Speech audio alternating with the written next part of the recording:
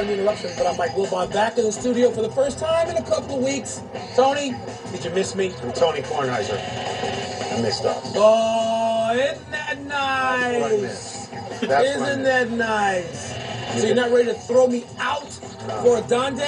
Oh, God, no. No, you've been away much too long. I can't quit you. There's no way I can do that. Welcome to today's show with my co-host, Tony Kornheiser. Hello, folks. Welcome back, Mike. You know I love you. I know. For today's show, we were talking about a man that defied a fatal disease to become one of the most prominent AIDS activists of our time. And that man was Irving Magic Johnson. Johnson grew up in a town called Lansing in Michigan. From the start of his life, he always loved the game of basketball. At the age of 15, while a sophomore at Everett High School, he was given the name Magic. This was the beginning of a great career for him. Johnson played for Michigan State in college, and in 1979, he was eligible for the NBA draft. He was selected first overall by the Los Angeles Lakers. While with the Lakers, he won 4 championships and also won 3 NBA Most Valuable Player of the Year awards. His career abruptly ended in 1991 with the announcement of HIV. However, he did attempt to combat the odds of discrimination and tried to return to the NBA, ultimately learning he wasn't welcome anymore. We begin with one of the most important feats of Magic Johnson's life and his journey with HIV. Being one of the most idolized basketball players of his time, he was respected across the globe. He used his status to raise awareness about the dangers and consequences of having unprotected sex. Being a celebrity basketball player isn't all of what it seems to be. Well, made known for my highly regarded celebrity position. Okay, I shot. However, his fame got to his head, and we're not talking about the one on top of his shoulders. This led to him catching the incurable HIV/AIDS virus. However, he was not alone in this battle. There's many people he could branch out and talk to. One specific person who helped him come to realize that there's still hope left was Elizabeth Glaser.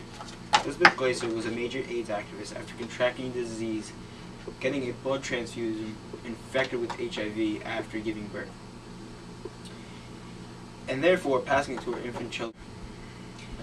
This is when she founded the Elizabeth Glaser Pediatric AIDS Foundation to raise awareness about the dangers of the disease. Elizabeth Glaser gave Magic the support, comfort, and encouragement he needed in his time of desperation. Elizabeth said to Magic, "You need to be the face of the disease." It was almost like he was reborn after what Miss Glaser told him. He wasn't going to be a basketball player anymore, but now he was going to help the cause of goodness, HIV/AIDS prevention. Johnson also created a foundation with the help of a drug company, Abbott, to fund his 5-year, $60 million campaign, I Stand With Magic, which helped others dealing with the problems that he was dealing with, providing information, counseling, and testing. Magic Johnson has overcome many obstacles in his life, one being physical, overcoming HIV medication and treatments to return to the NBA in 1996. I definitely feel that the spiritual test was more important, which was finding his second purpose in life. He tried to return to the NBA, but the current players would not idolize him and avoided passing the ball to him. So he retired for the last time and became an activist for HIV/AIDS. Bring up a good point, but I think the most important test for Magic was mental. This test involved getting the message across to unenlightened people who did not think that the AIDS/HIV virus could happen to them. There's 2 major achievements that Magic gained from the unfortunate experience of contracting the HIV/AIDS virus. True, he educated the young people about the dangers of the HIV/AIDS virus. In order to do this, he created the foundation I Stand With Magic.